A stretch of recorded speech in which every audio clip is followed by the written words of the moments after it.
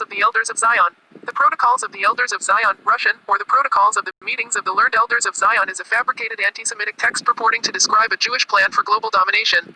The hoax, which was shown to be plagiarized from several earlier sources, some not anti-Semitic in nature, one, was first published in Russia in 1903, translated into multiple zero languages, and disseminated internationally in the early part of the 20th century. Henry Ford funded printing of 500,000 copies that were distributed throughout the United States in the 1920s. 2. Distillations of it were assigned by some German teachers, as if factual, to be read by German schoolchildren after the Nazis came to power in 1933. 3. Despite having been exposed as fraudulent by the British newspaper The Times in 1921 and the German Frankfurter Zeitung in 1924.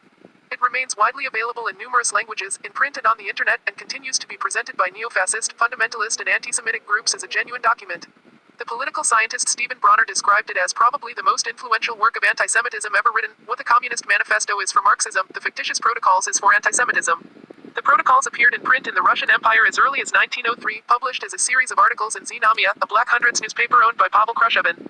It appeared again in 1905 as the final chapter, Chapter 12, of the second edition of Veliko v Malom I Antichrist, The Great and the Small and Antichrist, a book by Sergei Nilus. In 1906, it appeared in pamphlet form edited by Georgy Budmita Katzman.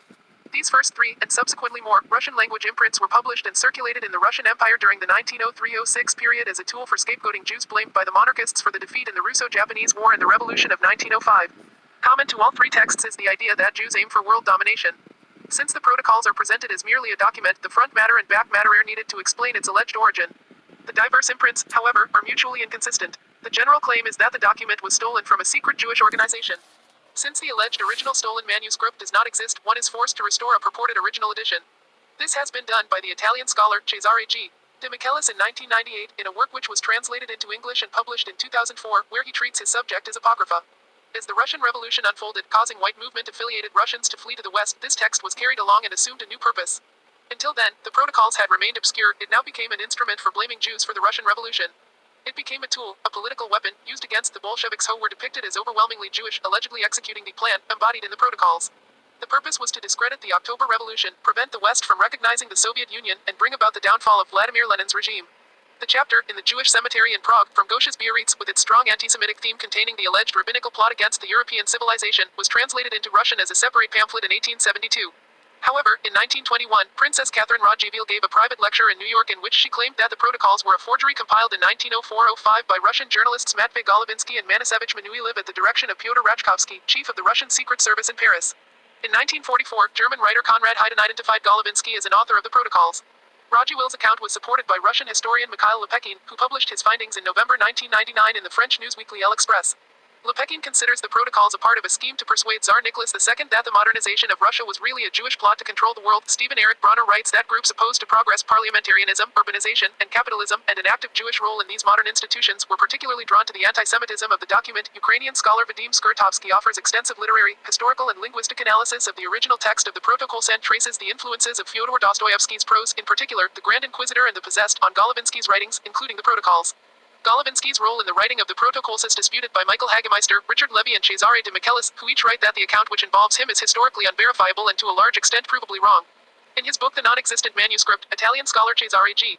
de Michelis studies early Russian publications of the Protocols. The Protocols were first mentioned in the Russian press in April 1902 by the St. Petersburg newspaper Novoye Vremya, The New Times.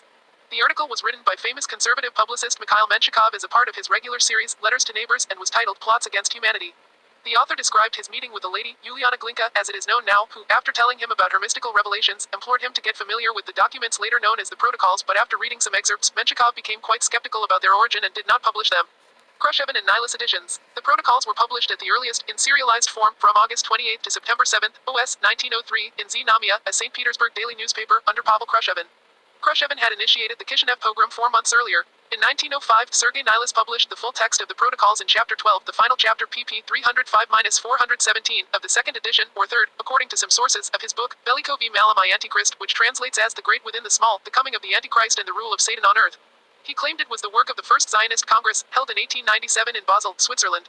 When it was pointed out that the First Zionist Congress had been open to the public and was attended by many non-Jews, Nilus changed his story, saying the Protocols were the work of the 1902-03 meetings of the elders, but contradicting his own prior statement that he had received his copy in 1901.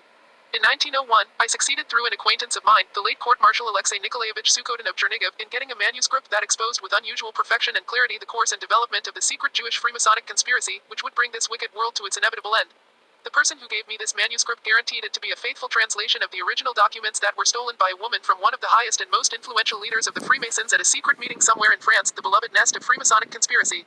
Stolypin's fraud investigation, 1905. A subsequent secret investigation ordered by Pyotr Stolypin, the newly appointed chairman of the Council of Ministers, came to the conclusion that the protocols first appeared in Paris in anti-Semitic circles around 1897-98.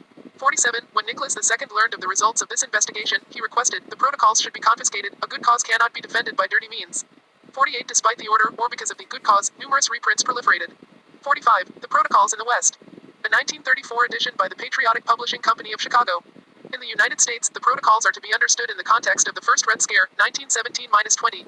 The text was purportedly brought to the United States by a Russian army officer in 1917. It was translated into English by Natalie de Beauvory, personal assistant of Harris A.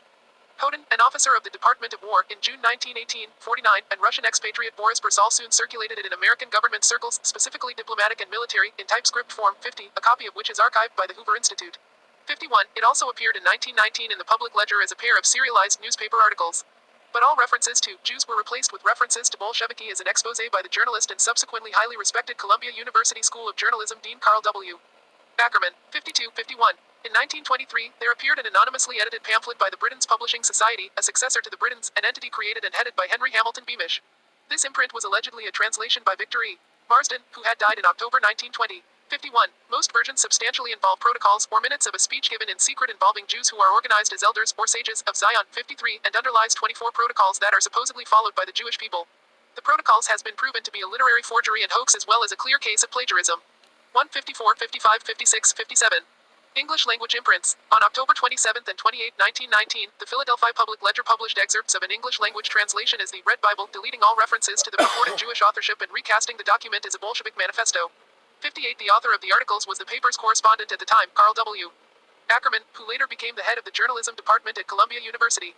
On May 8, 1920, an article, 59, in the Times followed German translation and appealed for an inquiry into what it called an uncanny note of prophecy. In the leader, editorial titled, The Jewish Peril, a disturbing pamphlet call for inquiry, Wickham Steed wrote about the protocols. What are these protocols? Are they authentic? If so, what malevolent assembly concocted these plans and gloated over their exposition? Are they forgery? If so, whence comes the uncanny note of prophecy in part fulfilled, in part so far gone in the way of fulfillment? Steed retracted his endorsement of the protocols after they were exposed as a forgery. United States. Title page of 1920 edition from Boston. In 1920 in the United States, Henry Ford published in a newspaper he owned, the Dearborn Independent, an American version of the Protocols, as part of a series of anti-Semitic articles titled, The International Jew, the World's Foremost Problem. He later published the articles in book form, with 500,000 in circulation in the United States, as well as translations into a number of other languages. In 1921, Ford cited evidence of a Jewish threat. The only statement I care to make about the Protocols is that they fit in with what is going on. They are 16 years old, and they have fitted the world situation up to this time. Robert A. Rosenbaum wrote that, in 1927, bowing to legal and economic pressure, Ford issued a retraction and apology, while disclaiming personal responsibility for the anti-Semitic articles and closed the Dearborn Independent in 1927. He was also an admirer of Nazi Germany. In 1934, an anonymous editor expanded the compilation with text and commentary pp 136-41. The production of this uncredited compilation was a 300-page book, an inauthentic expanded edition of the 12th chapter of Nillis's 1905 book on the coming of the Antichrist. It consists of substantial liftings of excerpts of articles from Ford's anti-Semitic periodical The Dearborn Independent. This 1934 text circulates most widely in the English-speaking world, as well as on the internet. The text and commentary concludes with a comment on Chaim Weizmann's October 6, 1920, remark at a banquet, a beneficent protection which God has instituted in the life of the Jew is that he has dispersed him all over the world. Marsden, who was dead by then, is credited with the following assertion. It proves that the learned elders exist. It proves that Dr. Weizmann knows all about them. It proves that the desire for a national home in Palestine is only camouflage and an infinitesimal part of the Jews' real object. It proves that the Jews of the world have no intention of settling in Palestine or any separate country, and that their annual prayer that they may all meet next year in Jerusalem is merely a piece of their characteristic make-believe. It also demonstrates that the Jews are now a world menace, and that the Aryan races will have to domicile them permanently out of Europe. The Times exposes a forgery, 1921. In 1920-1921, the history of the concepts found in the protocols was traced back to the works of Gauche and Jacques Cretino Joly by Lucian Wolff, an English Jewish journalist, and published in London in August 1921. But a dramatic expose occurred in the series of articles in the Times by its Constantinople reporter, Philip Graves, who discovered the plagiarism from the work of Maurice Joly. According to writer Peter Gross, Alan Dulles, who was in Constantinople developing relationships in post-Ottoman political structures, discovered the source of the documentation and ultimately provided him to the Times. Gross writes that the Times extended a loan to the source, a Russian emigre who refused to be identified, with the understanding the loan would not be repaid. Colin Holmes, a lecturer in economic history at Sheffield University, identified the emigre as Mikhail Raslevlev, a self-identified anti-Semite who gave the information to Graves so as not to give a weapon of any kind to the Jews, whose friend I have never been. In the first article of Graves's series, titled A Literary Forgery, the editors of the Times wrote, our Constantinople correspondent presents for the first time conclusive proof that the document is in the main a clumsy plagiarism.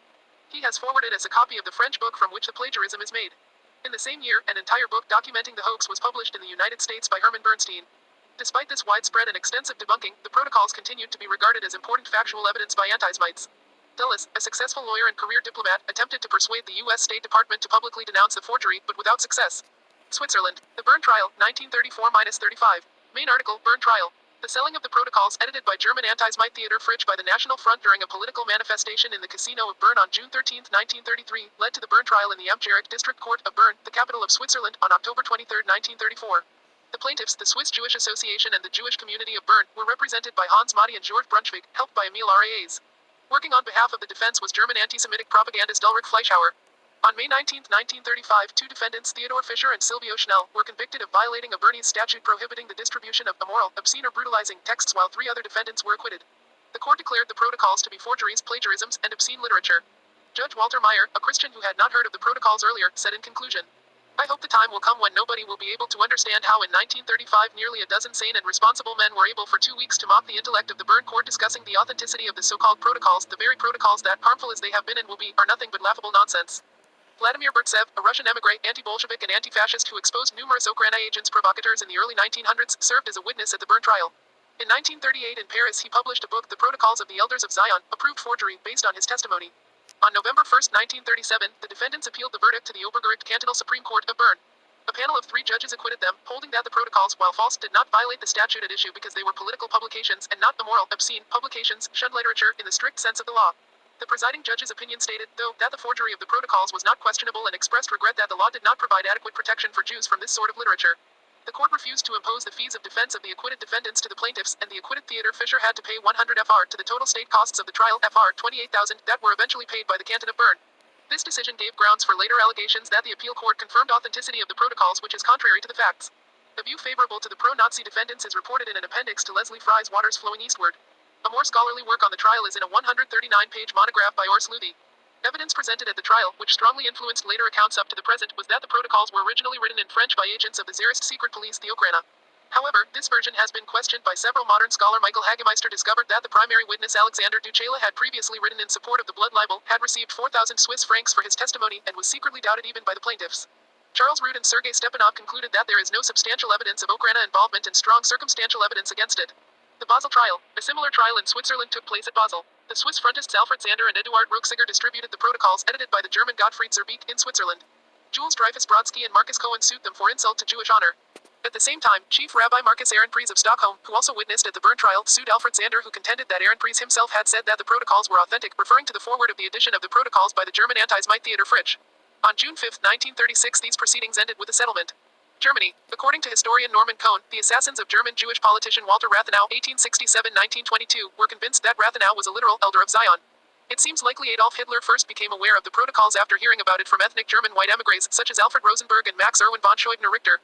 Hitler refers to the protocols in Mein Kampf. The protocols are based on a forgery, the Frankfurter Zeitung moans, every week, which is the best proof that they are authentic. The important thing is that with positively terrifying certainty they reveal the nature and activity of the Jewish people and expose their inner contexts as well as their ultimate final aims. The protocols also became a part of the Nazi propaganda effort to justify persecution of the Jews. In the Holocaust, the destruction of European Jewry 1933–1945, Nor Levin states that Hitler used the protocols as a manual in his war to exterminate the Jews. Despite conclusive proof that the protocols were a gross forgery, they had sensational popularity and large sales in the 1920s and 1930s. They were translated into every language of Europe and sold widely in Arab lands, the US, and England. But it was in Germany after World War I that they had their greatest success. There they were used to explain all of the disasters that had befallen the country, the defeat in the war, the hunger, the destructive inflation. Hitler did not mention the protocols in his speeches after his defense of it in Mein Kampf. Distillations of the text appeared in German classrooms, indoctrinated the Hitler Youth, and invaded the USSR along with German soldiers. Nazi propaganda minister Joseph Goebbels proclaimed the Zionist protocols are as up-to-date today as they were the day they were first published. Richard S. Levy criticizes the claim that the protocols had a large effect on Hitler's thinking, writing that it is based mostly on suspect testimony and lacks hard evidence. Randall Beitwerk agrees, writing that most leading Nazis did not believe it was genuine despite having an inner truth suitable for propaganda. Publication of the protocols was stopped in Germany in 1939 for unknown reasons. An edition that was ready for printing was blocked by censorship laws. German language publications, having fled Ukraine. Hey, I apologize. I didn't mean to interrupt this video, but yeah, they started arresting the Germans for selling it, but it sounds like they just lost 3 court cases. They settled out of court. That wasn't the motherfucking, that, you know what I'm saying, that would, it, well, I guess it could have been, well, I don't know, it didn't sound like it was, but I guess if the Jewish people were suing the other guys, you know, they ain't weren't going to win it to the court, but they got out of jail. It sounded like the jail was talking good, but I don't know, I heard something else I was going to say something about. I apologize, I didn't mean to interrupt it, but I was going to say something else. I won't interrupt you no more. I apologize. Have a good day, and I apologize. Look for, I'm going to upload this, and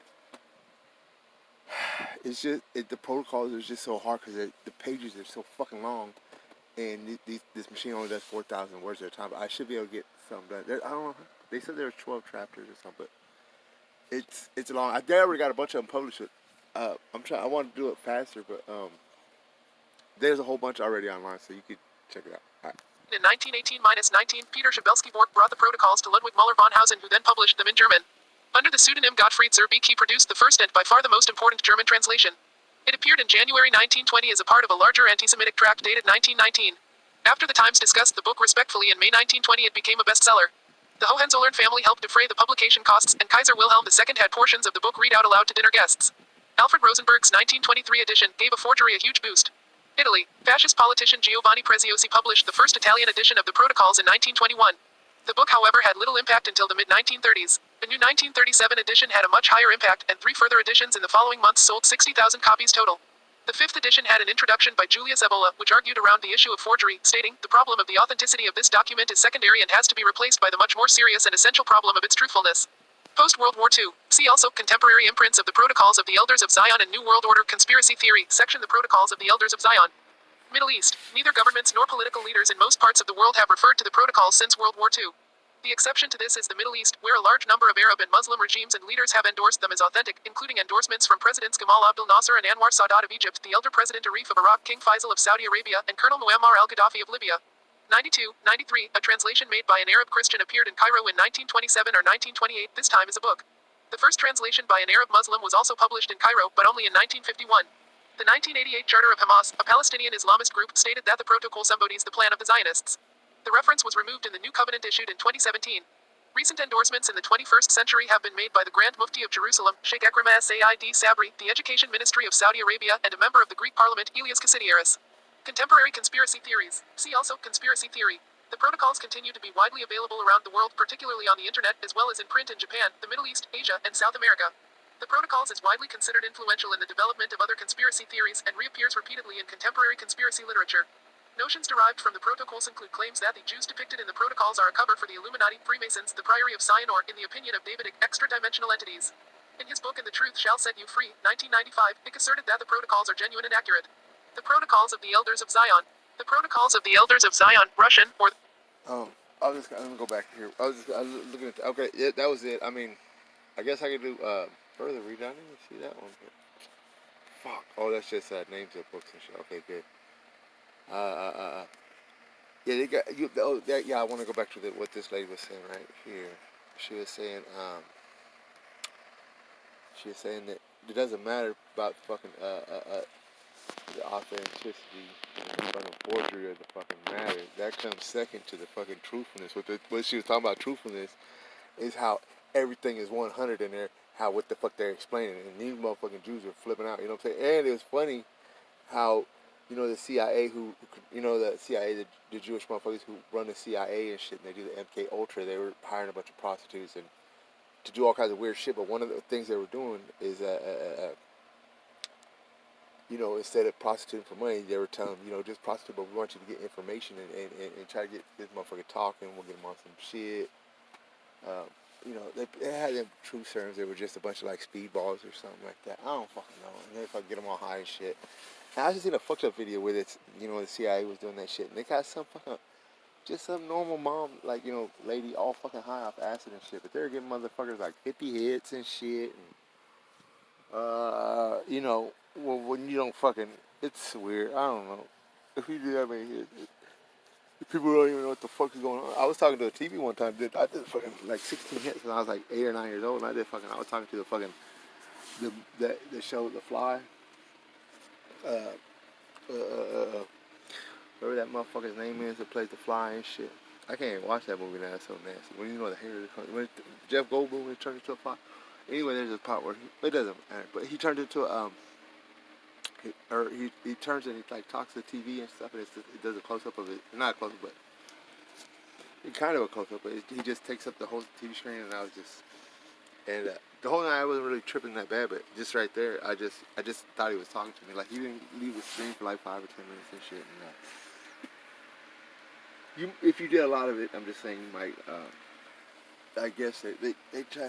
One guy that was running the program when the CIA and NPA Ultra and shit. I don't know what the fuck he knew, but or what the hell was happening or something. I don't know.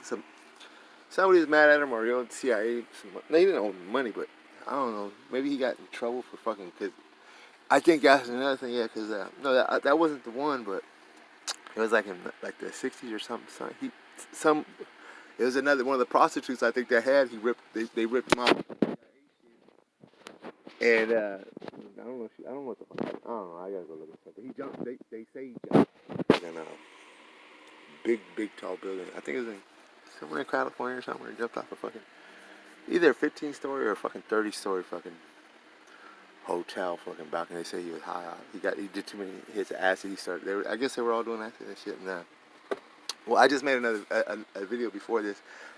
I gotta make part 3 of it. It's out of the shadows, but I cut it up a little bit. So you don't have to watch it. I apologize for keep talking, but I think I messed it up a little. I tried to take all the little numbers out of it, and I didn't get a picture of this in here right here, but I don't even know what the fuck this is. But yeah, I'm just when I say the protocols are like 100. I mean, you should fucking be staying in that shit. Like how they fucking been studying societies, and I only got to like chapter 3, but. Even when you get to chapter 3, you think you fucking know. Hey, I know everything they're fucking doing because they done explained it on the whole fucking thing. What the fuck they're gonna do? But they talk about how they've been manipulating societies. You know what I'm saying? They let fucking. You know what I'm saying with you know what I'm saying, letting fucking. I don't know. You just trip out. You know what I'm saying? I don't know. It's like how they fucking been studying and fucking manipulating societies for fucking centuries and centuries and centuries. And then what they do, what happens if you fucking. You know what I'm saying? If there's only 2 ways to control them. It says. You know what I'm saying? Either by fucking force or by God, you know what I'm saying? But they say you say there's only like one way to fucking the only one way they could unite, you know what I'm saying? The only way they can fucking beat the only way you can beat the fucking Jews is if they can unite under fucking, you know what I'm saying? They got to be united, but they only can be united as long as that person is alive, you know what I'm saying? One person can see all the problems and they can't, you know what I'm saying, they can't get confused, you know what I'm saying? They can see through the chaos and say, it doesn't get confused, but when they get too many tribal leaders or, over here, everybody has, every fucking country has their own fucking, tribes and stuff like that, and they all want to do their own thing, and what they do, they said, is they just infiltrate them, and eventually when they break up, they infiltrate them, and they're already at the top because they're already infiltrated, so they try to get in, so as soon as you chase them out, you know what I'm saying, they just try to get right back in, you know what I'm saying, so they start infiltrating right away because they know. They say the most it'll last, you know what I'm saying? That one person can stay alive for 50 or 60. It might, but his what he's. That's where they got like the Creator's Law and stuff like that. It comes from ancient societies. It didn't come from Britain or Europe. You know what I'm saying? They had people that keep that shit. You know what I'm saying? Keep that shit fucking safe. But that but that's actually a fucking real fucking goddamn. That might be a real powerful law, but I think it is. But that's the Creator's Law. That means you know what I'm saying? It uses, I don't know what it means, but I had an idea, but I had a thought a while ago. I'll tell you what, I had a lot of thoughts about that Creator's Law, but it's just, y'all motherfuckers hate me if I talk about it, but it's the only way to fucking, save anybody, but everybody's got to learn the Creator's Law and how to fucking use it. It's real easy. It's a tool. It's like a scale of what's constitutional or not, but everybody's got to learn it, you know what I'm saying? And it's real easy, but not that everybody's got to learn. But here's what I'm saying. What I'm saying is, the Creator's Law. I just had an idea, but it seems like there's a possibility that you know, he could, you know, we got to be more specific when we're asking, you know what I'm saying? We just want everybody to be safe. I don't know, we don't, you know, you know what I'm saying, we have if we do have a decision, you know what I'm saying, it seems like, you know, they can't violate the law. If they're violating the fucking creator's law, and that's the law, and we're not fucking saying anything about it, you know what I'm saying? But as soon as we say you can't do shit, they can't, if you know how to use the creator's law, they can't touch you, you know what I'm saying? They'll die, you know what I'm saying? They won't die, they'll fucking do whatever the hell they do when they fucking go away, you know what I'm saying? That's what they're scared of. That's the only thing they're scared of, you know what I'm saying, is if a motherfucker doesn't fucking get fucking, you know, being able to get fucking, lose their soul to these motherfuckers, you know what I'm saying? That's all they fucking want. And it's fucking weird, who fucking knows, but they're fucking using that fucking, they're still going by rules and shit, so one of the rules is fucking, you know what I'm saying, you just, it's the creator's law, you can't be judging people, and it's just, you know, to be open-minded, you can't be judging people, you can't go to other countries for wars, and you know what I'm saying, can't be having fucking abortions, can't be fucking telling people they can't do drugs, and can't do this, as long as they're not violate, what they do doesn't violate, you know what I'm saying, somebody else's rights, and it ain't harming anybody else, you can't say shit to them as long as they're not harming anybody. Like drinking alcohol and driving, that's illegal, no more, that should be out there, you know what I'm saying, cigarettes, that should be out of it, cannabis, that's in, you know what I'm saying, anything else is in. Cannabis don't cause no cancer. You know, they have healthy meth out there. They got all kinds of fucking good psychotropics out there, you know what I'm saying? Talk to Joe Rogan or something. That motherfucker does all kinds of shit, nigga. You talk to him. But you know what I'm saying? I gotta get my buddy. These cops are all illegal. I gotta get my buddy Jerry out. But what I'm saying is, you know what I'm saying? You gotta, you know, with the creator's law, you know what I'm saying? You gotta, everybody has rights, you know what I'm saying? And not only do they have rights from their government, they have rights from other people. You can't treat other people fucking, you know what I'm saying? You can't violate other people's rights, but it's not very hard, you know what I'm saying? I told somebody else, you know what I'm saying? How do you keep the blacks and whites from fighting? You know what I'm saying? Well, say you have a group of whites, and you have you know, have a group of white buddies and a group of black buddies and shit, but they're just friends, they're at work or stuff like that. Well, you know what I'm saying? Let's say you have you know, that group of black buddies is your buddy, but you know what I'm saying? If you have a problem with, you know, people that live next door, which you probably shouldn't, you just call your other black buddies, just say, hey, we're your buddies, we're not going to get into it, but you know what I'm saying? Just handle, you know what I'm saying? Big neighborhoods and communities like that, that's how you know what I'm saying? Just, so that way there's no issues and stuff like that, you know? You know what I'm saying? But a lot of people have friends, so it's like all the white people are all friends with the brothers anyway, and now all the brothers are friends with the whites anyway, especially if everybody's smoking together, you know what I'm saying? Cannabis, dope, cigarettes, whatever. Everybody's got money, it's not a problem. It's when there's financial fucking stress and fucking harm on motherfuckers when they can't get along. If everybody's got money, they're getting along, you know what I'm saying? And the first thing we gotta do is we gotta grow cannabis, so that way we can support our economy and we can fucking put it in our safe. We don't have no gold in our safe. We gotta put oil in there, and we gotta put fucking, you know what I'm saying? They got all kinds of, we got cannabis. You can save the trees, you know what I'm saying? All our trees will grow back. It puts out like, you know, 1 acre.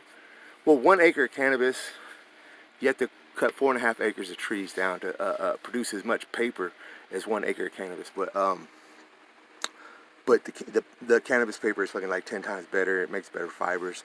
And the fucking these motherfucking these people that are against us, that are at war with us, they're trying to take down all these trees. They don't want life, you know what I'm saying? They're against life. They want to cut down all the trees. They want to fucking cut all the forests down.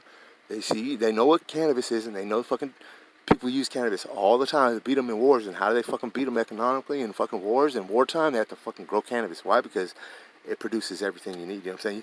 The oils that it produces, you can replace all the fucking fully hydrated and partially hydrated oil and the soybean oil and the corn oil. Is better than all them oils for you. Put it in your cosmetics. You don't have to use fucking baby oil no more.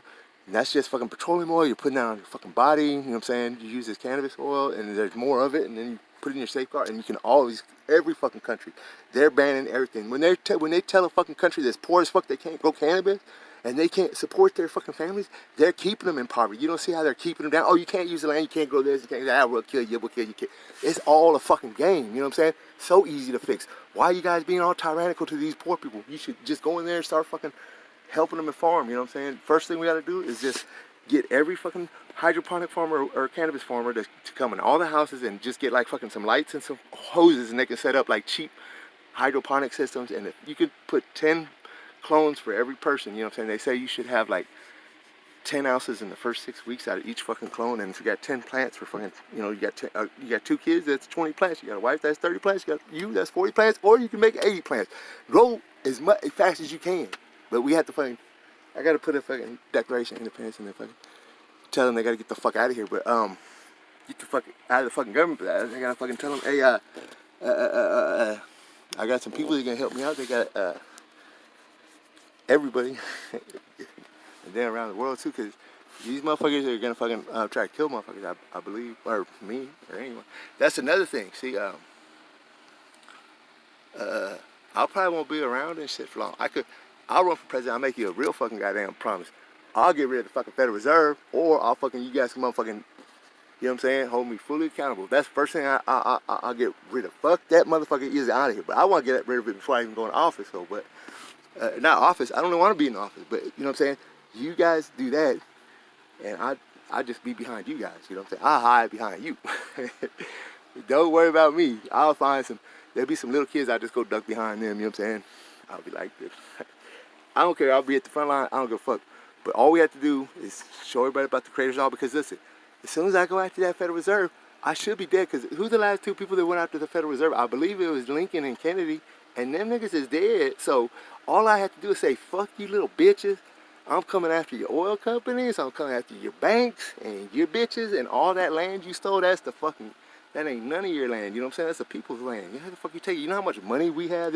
They don't have any money. We have all the money. But right now, they got a little bit of money to give to the military. But we have to fucking take all that back, and we have to fucking start growing our fucking, you know, our safeguard for the whole world. And that's getting cannabis going. You know what I'm saying? We have more oxygen, save our fucking forests, save our fucking jungles, save our fucking, you know what I'm saying?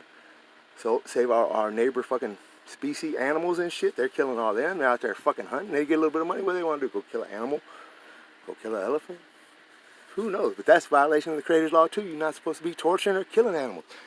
And the only reason I be getting on the Jew motherfucker ass is because how they treat their fucking cows and they fucking, how they treat humans and how they fucking act. You know what I'm saying? Is that humble? These motherfuckers ain't humble. They ain't God's people. Why would you wouldn't be humble, you would do that, right? Or unless you go, oh, I'm humble, I'm sorry, I gotta do this, and then just do it. Go out elephant hunting, you know what I'm saying? Do what all this shit they do, you know what I'm saying? They treat the Russian people, they treat the Russian people worse than the fucking German people because they fucking killed all the Germans, but they killed all the fucking Russians too. It's fucking, it's silly. That's it, it's sick. I mean, it's just ridiculous, you know what I'm saying? These motherfuckers, you know what I'm saying? The Germans got our back and the Russians got our back. As soon as we say we getting these fucking Jews killing, we straighten these motherfuckers out, but we got to straighten them all the way out. You know what I'm saying? Like a fucking flat, like a pancake. But the good thing is, on the positive note, you just remember Abraham and then Kennedy. You know what I'm saying? Abraham, Kennedy. You know what I'm saying? And then boom, boom. They 2 for 2. You know what I'm saying? That's all I'm saying. So you know what I'm saying? Don't worry about me. I ain't gonna plan on being around for too long. And fuck them. You know what I'm saying? You can't go around saying you fuck them in their banks and their oil and their ass and all that motherfucking. You're gonna take all their motherfucking mansions and all their motherfucking fun and pleasure times, all their strip clubs and shit. They ain't gonna like that. So trust me, fuck them. I don't really have nothing else to say. So I mean, as long as you guys grow all the cannabis and you know fuck these motherfuckers off, they start fucking with you. Just go ape shit killing. You know what I'm saying? Just kill them, but don't fight other Americans and stuff like that. Only fucking military. You know what I'm saying? Don't fucking go Trump, Biden, and don't start fighting them. You know what I'm saying? We got to get these. We got to try to save them. You know what I'm saying?